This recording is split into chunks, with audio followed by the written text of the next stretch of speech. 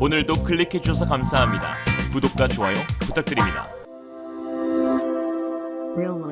최근 국내 방위산업계에 깜짝 놀랄만한 소식이 전해졌습니다. 한국 하나디펜스와 미 육군 전투능력개발사령부가 미 애리조나 유마 시험장에서 K9A1 자주포 및 K10 탄약보급 장갑차를 가지고 미국의 차세대 탄약과 호환성 테스트를 진행한 것인데요. 사용된 폭탄은 미 육군의 M795 고폭탄과 XM1013 랩탄이었습니다. 하나디펜스가 10일 공개한 영상에서는 K10 탄약보급 장갑차에 의한 탄약의 자동 공급, K9A1의 사격 후 진지이동, 급속 사격, 빠른 발사 속도 능력을 선보인 후 마지막으로 K9 자주포의 XM1013 랩탄 사격이 진행되었음을 알 수 있었습니다. 특히 관계자에 따르면 이날 현지 테스트에 참가한 모든 관계자들의 입을 떡 벌어지게 했던 두 가지 사건이 있었다고 하는데요. 첫 번째, K9 자주포가 M795 고폭탄을 43초 만에 6발 급속 사격한 장면이었습니다. 물론 하나의 숙련된 엔지니어들이 직접 시연에 나선 것이었지만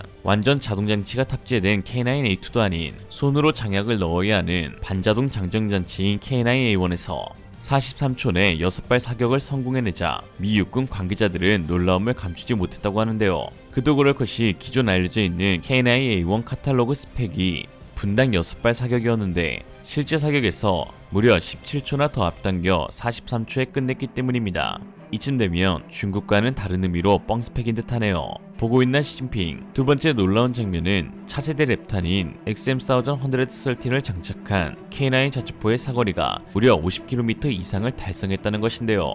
기존 40km로 알려진 사거리를 25%나 향상시킨 성과였는데 이는 XM1113 랩탄의 위력과 K9 자주포의 미친 운용성이 두드러지는 결과였습니다. 존 켈리 하나디펜스 USA 사장 겸 CEO는 이번 시연은 K9 시스템의 확장된 사거리, 사격 및 스쿼트, 높은 발사율 외에도 K9과 K10 차량의 미국 군수 및 시스템과의 완전한 상호 운용성을 보여줌으로써 우리의 목표를 모두 성공적으로 충족시켰다며 유마에서 미 육군과의 협력은 훌륭했다라고 밝혔는데요.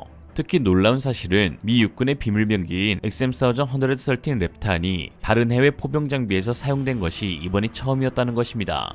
이로써 알 수 있는 건 사실 이번 K9 자주포 시험평가의 핵심은 얼마나 성능이 뛰어난 자주포인지를 보여주는 것이 아닌 얼마나 XM1113 랩탄과 호환이 가능한가 였다는 것입니다. 자주포의 성능을 선보이는 것이 주 목적이었다면 영국에 보낸 것과 같은 K9A2 버전을 가져왔을 터 이로써 미 육군과 하나가 K9 자주포에 XM1113 랩탄을 적용시키는 구상을 짜고 있음을 알 수 있습니다. 그런데 이쯤 되니 궁금증이 하나 생깁니다. 아니 세계 수많은 자주포 가운데 왜 굳이 한국의 K9 자주포였을까? 그것도 자신들이 수년간 수십억 달러를 투자해서 개발한 차세대 포탄을 자국산 자주포도 아닌 뜬금없이 왜 한국산 자주포에 호환성 테스트를 진행했는지 의문이 들기 마련인데요.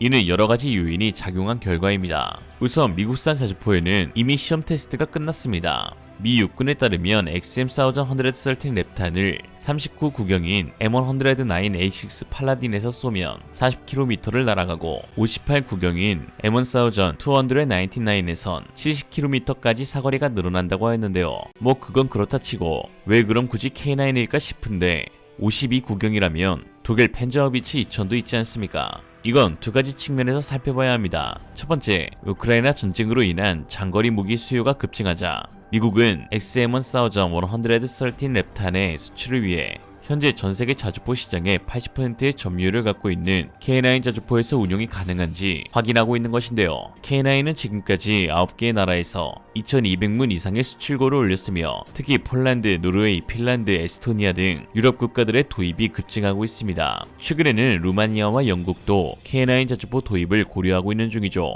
이럴 때 미국이 155mm 전용 XM1113을 팔기 위해서 K9의 호환이 가능한지 체크하는 것은 당연한 것이겠죠.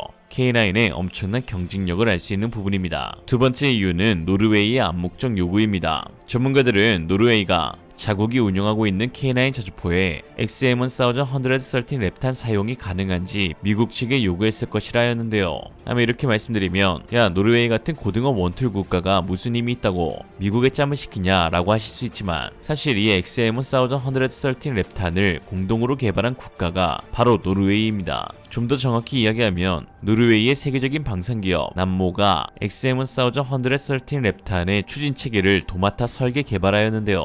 남모는 노르딕 애뮤니케이션 컴퍼니의 약자로 북유럽 탄약 회사를 지칭합니다. 사실 이름만 북유럽이지 노르웨이 기업이라고 할 수 있는데요. 노르웨이 정부와 핀란드 방산업체 페트리아가 공동 소유주로 이마저도 페트리아의 지분의 절반을 노르웨이 방산기업 콩스버그가 갖고 있습니다. 남모는 기술력 하나만큼은 전세계 1티어급으로 끝내주는데 미 육군이 개발 중인 랩탄, 베이스블리드탄, 그리고 램제탄 3종 포탄 모두 남모가 핵심 파트너 기업으로 참여하고 있는 상황입니다. 여기에 AIM-120 암람, 아이리스-T, AIM-9 사이드와인더, NSM 등 한 번쯤은 들어봤을 만한 미사일의 추진 체계를 개발한 곳 역시 남모인데요. 최근에는 현대로템이 남모와 손잡아 유럽에 수출된 K2 전차용 120mm 탄약을 개발하기로 하였죠. 현재 노르웨이에서 운용되고 있는 K9 자주포는 물론 유럽 내 다른 K9 운용국들도 남모가 개발한 폭탄들을 사용하죠. 즉 이번 미국에서 진행된 XM1113 랩탄과 K9 자주포의 호환성 테스트는 노르웨이 및 나토에서 운용되는 K9을 위한 예비평가라고 볼 수 있습니다. 그리고 이와 발맞춰 지난 7일 노르웨이는 K9 자주포 내문과 K10 8대를 추가로 도입하는 계약을 체결했죠. 푸틴 경악하는 소리가 여기까지 들립니다. 최근 러시아 우크라이나 전쟁을 통해 드러난 몇 가지 사실은 포병의 중요성과 함께 사거리의 전략적 이점에 대해 다시 한번 깨닫게 해주었습니다. 포병의 역할을 고려했을 때 사거리 연장은 매우 핵심적인 고려 요소인데요. 미 육군의 존 레퍼티 대령은 우리의 가장 근접한 목표는 155mm 포를 이용한 사거리 100km에 도달하는 것이며 이 목표를 달성하기 위한 몇 가지 기술을 보유하고 있고 특히 포탄에 공기 흡입 시 제트 엔진을 사용하는 램제트가 그 방안이 될 수 있다라고 언급하였습니다. 이는 접촉국이 없는 미국마저 포병 사거리 연장에 대한 필요성을 느끼고 있고 이와 관련된 기술적인 사항들을 검토하고 있음을 알 수 있는 내용이었습니다. 자주포의 타격 사거리가 늘어난다면 더욱 다양한 핵심 표적을 파괴 및 무력화시킬 수 있고 또 화력 우세에 있어서 적보다 우수한 타격 능력을 갖추게 되기 때문에 수적 열세에도 화력 우세를 달성할 수 있습니다. 또한 아군의 기동 제한 요소 중 하나인 적 포병 능력을 저하시키고 작전 부대의 기동 속도가 빠르더라도 지속적인 근접 지원이 가능하기 때문에 아군의 기동 여건을 보장할 수 있습니다. 이와 동시에 중심 지역에 대한 타격 범위가 향상되기 때문에 적의 기동을 제한시킬 수도 있죠. 거기에 생존성 보장 측면에서도 적에 의한 피격 확률이 낮아지기 때문에 현재보다 생존성이 보장될 수 있습니다. 한마디로 남자와 자주포는 길면 길수록 좋고 짱이다. 자주포의 사거리를 연장시킬 수 있는 방법 중 가장 효과적인 방법은 바로 새로운 포탈의 개발인데요. 대표적으로 로켓 보조 추진탄으로 불리는 랩탄과 탄 저항력 감소탄으로 불리는 비비탄, 그리고 램제 추진의 덕티드탄이 있습니다. 랩탄은 포탄 단저에 조그마한 로켓 모터를 달아서 추가적인 추진력을 얻는 방식으로 사거리를 증가시키는데요. 다만 랩탄은 사거리 증대를 위하여 별도의 추진 장약과 로켓 모터가 부착되기 때문에 탄체의 폭발 효과를 위한 자약의 탑재량이 감소하며 로켓 추진을 제어할 수 있는 장치가 없기 때문에 공산 오차가 증가합니다. 반면 탄저항력 감소탄, 이하 비비탄은 별도의 추진장치 없이 탄저부에서 발생하는 진공 상태를 제거해 사거리를 연장시키는 원리를 적용한 탄입니다. 탄이 고속으로 비행 시 탄저부에 진공 현상이 발생되어 탄의 비행 방향 반대쪽으로 작용하는 항력이 발생하는데 이를 감소시키기 위해 항력 감소 장치 베이스 블리드 유닛을 장착합니다. 그래서 비비탄이라 불리죠. 그리고 이 두 가지 탄의 장점을 섞어 놓은 것이 바로 램제 추진 포탄인데요. 램제 덴지는 흡입 공기의 물리적 성질인 공기의 압축 성질과 흡입구의 형상을 이용하여 공기 역학적으로 압축시켜 발사하므로 초고속 비행에 적합할 뿐만 아니라 압축기와 터빈을 사용하지 않기 때문에 높은 추력대 중량비를 가집니다.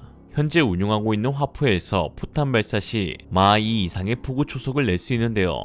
이게 포탄인지 미사일인지 헷갈릴 지경입니다. 또한 현재의 포탄 구경인 52구경을 그대로 유지할 수 있기 때문에 새로운 화포 개발이 불필요합니다. 사거리와 속도 모두 기하급수적으로 향상되는데 K9 포탄에 적용하면 사거리 100km 이상, 천무 미사일에 적용하면 200km 이상까지 사거리가 늘어납니다. 램잭 개발은 포병대대의 획기적 혁신을 불러와 사실상 전장의 게임 체인저가 될 가능성이 농후합니다. K9 자주포의 사거리가 145km가 되는 그날까지 우리 대한민국 기술진들 응원합니다.